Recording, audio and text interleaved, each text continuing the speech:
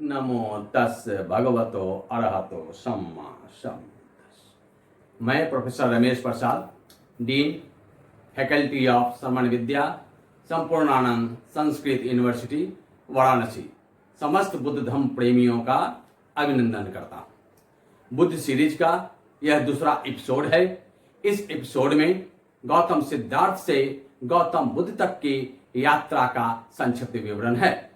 आज से 2500 वर्ष पूर्व से थोड़ा अधिक भारतवर्ष में वर्तमान नेपाल में श्रावस्ती से सड़क मार्ग से 127 किलोमीटर पूर्व में एक सुंदर सा नगर कपिलवस्तु बसा हुआ था।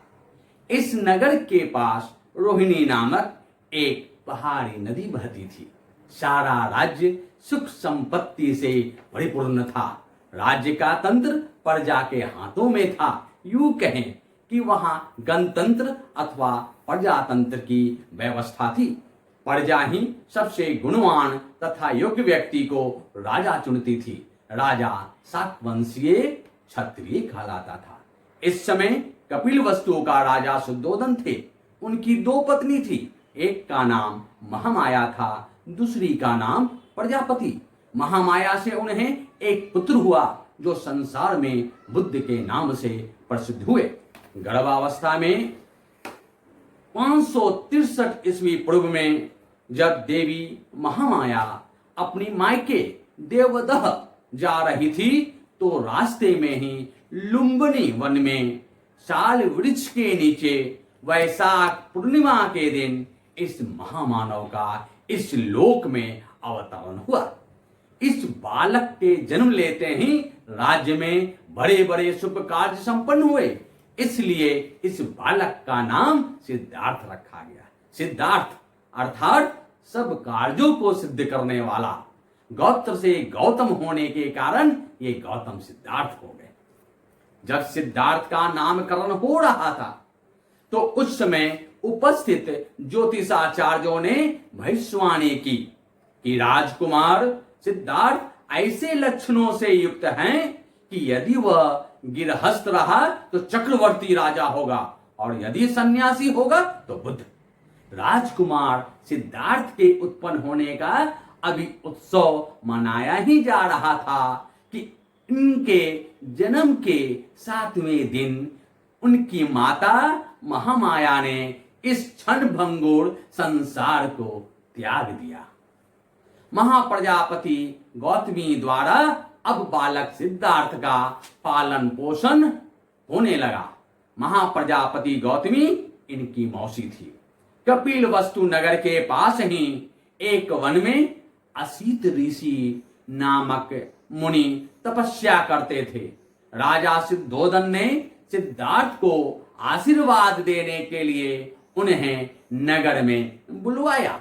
असित ऋषि बालक को देखते ही प्रसन्न हो गए। बोले, राजन, यह बालक सन्यासी का रूप लेकर आया है। जीवन के हर युद्ध में यह विजयी होगा। वह युद्ध भावनाओं का होगा। संसार में सच्चे धर्म का मार्ग दिखलाएगा। यह बालक बड़ा होकर बुद्ध होगा। यह बुद्ध बनकर युग बदलेगा। ऋषि की यह बात सुनकर राजा चिंतित हो गए। फलतः राजा ने अपने मंत्रियों को आज्ञा दी कि सन्यासी बनने वाले कोई भी लक्षण राजकुमार सिद्धार्थ के समीप न आवे। राजा ने सिद्धार्थ को सांसारिक भोग विलास की ओर आकर्षित करने के लिए बहुत प्रयत्न किया, लेकिन राजकुमार का मन एकांत में ही अधिक रमता था। सांसारिक वैभव में उनका मन नहीं लगता था। बचपन से ही उनके अंदर प्रेम तथा दया का भाव समाहित था। बचपन की एक घटना है, जरा हम बतलाना चाहेंगे। सिद्धार्थ के चचेरे भाई देवदत्त एक दिन एक पक्षी को तीर मारकर घायल कर देता है। वह छटपटाता हुआ पक्षी सिद्धार्थ के पास गिरता है। कुमार सिद्धार्थ उसे बड़े प्यार से अपनी गोद में लेकर उसके शरीर से तीर को निकालते हैं। इतनी देर में देवदत्त वहां पहुंचता है और कहता है, इस पक्षी को मैंने मारा है, मुझे इसे दे दो। सिद्धार्थ उसकी बात नहीं मानते हैं। तब देवदत्त ने राजा के दरबार में जाकर न्याय की मांग करता है। प्रस्ताव रखा जाता है कि पक्षी को दरबार के बीच में छोड़ दिया जाए। बारी बारी से दोनों कुमार पक्षी को पुकारे, वह जिसके पास चला जाए वह पक्षी उसे दे दिया जाए। पहले देवदत्त अपनी ओर आकर्षित करने के लिए पक्षी को पुकारता है, बहुत प्रयत्न करता है, परंतु पक्षी उस ओर देखता भी नहीं है। फिर सिद्धार्थ की बारी आती है। वह ज्यों ही आवाज देता है, घायल पक्षी धीरे धीरे सरकता हुआ अपने प्राणदाता की गोद में आकर बैठ जाता है। हिंसा के ऊपर प्रेम तथा करुणा की विजय होती है। समय की गति के साथ बोधिसत्व सिद्धार्थ भी क्रमशः वैसंपन्न होने लगे, बड़े होने लगे। सांसारिक सुख भोगों की ओर आकर्षित करने के लिए राजा शुद्धोधन ने उनका विवाह एक सुंदर तथा सुशील कन्या राजकुमारी यशोधरा से कर दिया। किंतु राजकुमार सिद्धार्थ का मन सांसारिक भोग विलास में नहीं रमा। जब भी अवसर मिलता एकांत में बैठकर शांत चित्त होकर ध्यान मग्न हो चिंतन मनन में लग जाते थे। उन्हें सांसारिक भोग विलास आध्यात्मिक चिंतन के सामने बहुत तुच्छ मालूम पड़ता था। एक दिन जब वे सारथी छंद के साथ भ्रमण कर रहे थे तो मार्ग में उन्होंने क्रमशः एक वृद्ध, एक रोगी तथा एक मृतक को देखा। इन तीनों के दर्शन उनके लिए एक क्रांतिकारी मोड़ था। ये तीनों उन्हें दुख से परिचय कराया। उन तीनों घटनाओं ने उन्हें अपार पीड़ा पहुंचाई। मन विचलित हो उठा। दुख से छुटकारा पाने का उपाय ढूंढने के लिए मन में हिलोड़े उठने लगे। अंत में एक सन्यासी का दर्शन पाकर उनका मन प्रफुल्लित हो उठा। उस सन्यासी के मुखमंडल पर शांति थी। अब वैराग्य की भावना बलवती हो उठी। निश्चय कर लिया मुझे भी सन्यास ग्रहण कर लेना चाहिए। अभी वे भ्रमण पर ही थे कि उन्हें पुत्र प्राप्ति की सूचना मिली। इस समाचार से उन्हें प्रसन्नता नहीं हुई, बल्कि उन्हें भय हो गया कि यह सांसारिक बंधन मुक्ति के मार्ग में बंधक न हो। उनके मुख से अचानक निकला, राहुलो जातो, अर्थात विघ्न उत्पन्न हुआ। एक और बाधा ने जन्म लिया। सिद्धार्थ के इस वचन ने नवजात शिशु का नाम राहुल रख दिया। किंतु उनके सन्यास बनने में वह पुत्र प्राप्ति भी बाधक नहीं बना और वे अपने जीवन के 29वें वर्ष की अवस्था में आधी रात को गृह त्याग कर दिए। यह गृह त्याग बौद्ध शब्दावली में महाभिनिष्क्रमण के नाम से जाना जाता है। महाभिनिष्क्रमण के पश्चात वे परम सत्य की प्राप्ति के लिए गुरु की खोज करना आरंभ किया। इस क्रम में सर्वप्रथम वे अलार कलाम नामक सन्यासी के शिष्य बने। यहां उन्हें अरूप समाधि के तीसरे चरण आकिंचन आयतनं का ध्यान लाभ हुआ, लेकिन इससे उन्हें संतुष्टि नहीं मिली। वे तो परम तत्व के अभिलाषी थे। जिस प्रकाश की खोज में वे निकले थे वह उनको यहां प्राप्त नहीं हुआ। फलतः अपने इस प्रथम गुरु से आज्ञा लेकर अन्य गुरु की तलाश में निकल पड़े। बड़ी आशा लेकर उद्दक रामपुत्र के आश्रम पहुंचे।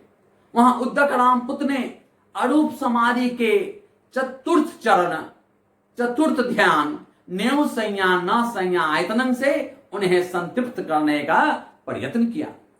यह ध्यान की अंतिम अवस्था है जो उन्हें उद्दक रामपुत्र से प्राप्त तो हो गया, लेकिन अब भी वे संतुष्ट नहीं थे। यहां भी उन्हें परम शांति नहीं मिली, परम सुख की अनुभूति नहीं हुई। उन्हें तो दुख से मुक्ति का मार्ग चाहिए था, भव चक्र से पार होने का उपाय चाहिए था। अब वे उद्दक रामपुत्र से भी आज्ञा लेकर परम ज्ञान की खोज में वहां से भी निकल पड़े। उर्वेला नामक स्थान पर आकर कठिन तप करना अब आरंभ किया। 5 और सन्यासी भी इनके साथ कठिन तपश्चर्या करने लगे। खाना कम करते करते तथा अधिक कठोर साधना के कारण सिद्धार्थ का शरीर सूख कर कांटा समान अस्थि पंजर सदृश हो गया, परंतु कुछ भी प्राप्त नहीं हुआ। अब सिद्धार्थ ने चिंतन मनन कर शरीर को जीवित रखने के लिए भोजन ग्रहण करने का निश्चय किया। एक धनी सेठ की पुत्री सुजाता ने बोधिसत्व सिद्धार्थ को खीर भेंट की। इस खीर को खाते ही उनके शरीर में स्फूर्ति आ गई। सिद्धार्थ का यह बदलाव 5 सह तपस्वियों को पसंद न आया। वे 5 इन्हें पथभ्रष्ट समझकर इनका साथ छोड़कर अन्यत्र चले गए। अब बोधिसत्व सिद्धार्थ अकेले उड़वेला के एक पीपल वृक्ष के नीचे आसन लगाकर बैठ गए, इस संकल्प के साथ कि जब तक मुझे पूर्ण ज्ञान की प्राप्ति नहीं होगी तब तक इसी वृक्ष के नीचे बैठा रहूंगा। इस तरह ध्यान करते करते 6 वर्षों की तपस्या के पश्चात अपने जीवन के 35वें वर्ष में उन्हें परम ज्ञान की प्राप्ति अंततः हो ही गई। वह परम ज्ञान ही प्रज्ञा है, परम सुख का अधिगम हो गया। वह परम सुख ही निर्वाण है। अब वे दुखातीत हो गए, लेस मात्र भी दुख नहीं। तृष्णाएं पूर्ण रूप से छीन हो गई, भव चक्र से वे मुक्त हो गए। अब यह उनका अंतिम जन्म रहा। जिस पीपल वृक्ष के नीचे बोधिसत्व सिद्धार्थ को ज्ञान मिला, वह वृक्ष बोधि वृक्ष कहलाया। उड़वेला बोधि वृक्ष जो उड़वेला में था, यह उड़वेला बोध गया के नाम से प्रसिद्ध हो गया। अब गौतम सिद्धार्थ गौतम बुद्ध हो गए, नए युग का आरंभ हुआ। मैं यहां पर एक बात और कहना चाहूंगा। कुछ टेक्निकल शब्द आए हैं, जैसे बोधिसत्व, नेव संज्ञा न संज्ञा आयतनं, आकिंचन आयतनं। इन शब्दों की व्याख्या मैं आगे के एपिसोड्स में, जहां पर वह सम्यक प्रतीत होगा, वहां पर इसकी व्याख्या की जाएगी। भवतु सब मंगलम।